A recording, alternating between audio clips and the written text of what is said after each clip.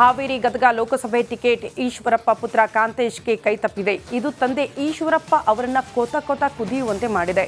ಈಶ್ವರಪ್ಪ ಕುಟುಂಬಕ್ಕೆ ಆದ ಅನ್ಯಾಯಕ್ಕೆ ಗದಗ ಜಿಲ್ಲೆಯ ಈಶ್ವರಪ್ಪ ಅಭಿಮಾನಿಗಳು ಕೂಡ ಆಕ್ರೋಶ ವ್ಯಕ್ತಪಡಿಸಿದ್ದಾರೆ.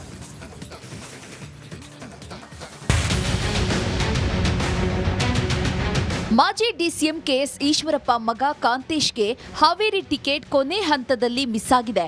ಹೀಗಾಗಿ ಈಶ್ವರಪ್ಪ ಶಿವಮೊಗ್ಗ ಕ್ಷೇತ್ರದಿಂದ ಬಿಜೆಪಿ ಬಂಡಾಯ ಅಭ್ಯರ್ಥಿಯಾಗಿ ಕಣಕ್ಕಿಳಿಯಲು ಸಜ್ಜಾಗಿದ್ದಾರೆ.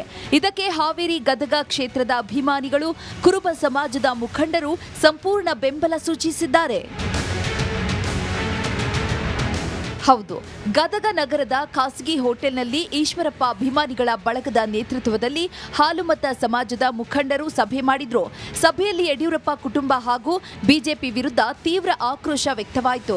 ಇನ್ನು ಹಿಂದುತ್ವದ ಹೆಸರಿನಲ್ಲಿ ಹಿಂದುಳಿದ ವರ್ಗಗಳನ್ನ ಬಿಜೆಪಿ ತುಳಿಯುತ್ತಿದೆ. ಪ್ರಧಾನಿ ಮೋದಿ, ಅಮಿತ್ ಶಾ ಅವರ ಸಬ್ಕಾ ಸಾಥ್ ಸಬ್ಕಾ ವಿಕಾಸ್ ಇದೇನಾ ಅಂತ ಆಕ್ರೋಶ ವ್ಯಕ್ತಪಡಿಸಿದ್ರು. ಇವತ್ತು ನಾವು ನಿರ್ಧಾರ ಮಾಡ್ತೇವೆ ಇಲ್ಲಿ ಕುಂತಂದವರೆಲ್ಲ ನಿರ್ಧಾರ ಮಾಡ್ಬೇಕು. ನಾಳೆ ಭಾರತೀಯ ಜನತಾ ಪಕ್ಷದ ಯಾವುದೇ ಒಬ್ಬ ಅಭ್ಯರ್ಥಿ ಹಳ್ಳಿಯಲ್ಲಿ ಬರಕ್ ಬಂದ್ರೆ ಅವ್ರನ್ನ ಬಾಯ್ಕೊಟ್ಟು ಮಾಡ್ಬೇಕು. ನೀವೆಲ್ಲ ಅವ್ರ ಊರೊಳಗೆ ಕಟ್ಕೊಡ್ದವ್ರನ್ನೆಲ್ಲ ನೀವು ಮಾಡಿದ್ರೆ ಗೌರವಾರ್ಥ ಇವ್ರನ್ನ ಈಶ್ವರಪ್ಪನವ್ರ ಮಗನ ಅವ್ರನ್ನ ನಡ್ಕೊಂಡ್ರೆ ಇಡೀ ರಾಜ್ಯದಲ್ಲಿ ನನ್ನ ಕೈ ಜೋಡ್ತಾನೆ. ಇಲ್ಲ ಅಂತಂದ್ರೆ 28 ಕ್ಷೇತ್ರದಲ್ಲಿ ಅಲ್ಲಿ ಈಶ್ವರಪ್ಪ ಸಾಹೇಬ್ರ ಮಾತಾಡಿ ಪ್ರತಿಯೊಂದು ಕ್ಷೇತ್ರದಲ್ಲಿ ಪಕ್ಷೇತರ ಅಭ್ಯರ್ಥಿ ಹಾಕಕ್ಕೆ ಒಂದು 100 ಓಟ ಬೆಳೆ, 10,000 ಓಟ ಬೆಳೆ, 1 ಲಕ್ಷ ಓಟ ಬೆಳೆ, ಒಂದು ಎಲ್ಲ 28,000 ಇಡೀ ರಾಜ್ಯದ ಮೀಟಿಂಗ್ ಕರೆ ಅಂತಾರೆ. 28 ಲೋಕಸಭಾ ಅಭ್ಯರ್ಥಿಗಳು ಹಾಕಕ್ಕೆ ಹೇಳ್ಬೇಕು, ನಾವು ಹೇಳ್ತೇವೆ. ಇನ್ನು ಕಾಂತೇಶ್ ಅವರಿಗೆ ಟಿಕೆಟ್ ನೀಡಬೇಕು, ಇಲ್ಲದಿದ್ರೆ ಕುರುಬ ಸಮುದಾಯ ಬಿಜೆಪಿಗೆ ತಕ್ಕ ಪಾಠ ಕಲಿಸುತ್ತದೆ.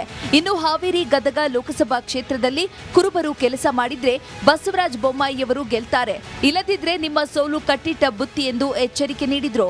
ಇತ್ತ ಕಾಂತೇಶ್ ಅವರಿಗೆ ಟಿಕೆಟ್ ತಪ್ಪಿಸುವುದರಲ್ಲಿ ಕೇಂದ್ರ ಸಚಿವ ಪ್ರಹ್ಲಾದ್ ಜೋಶಿಯವರ ಕೈವಾಡವೂ ಇದೆ ಅಂತ ಆಕ್ರೋಶ ಹೊರಹಾಕಿದ್ರು.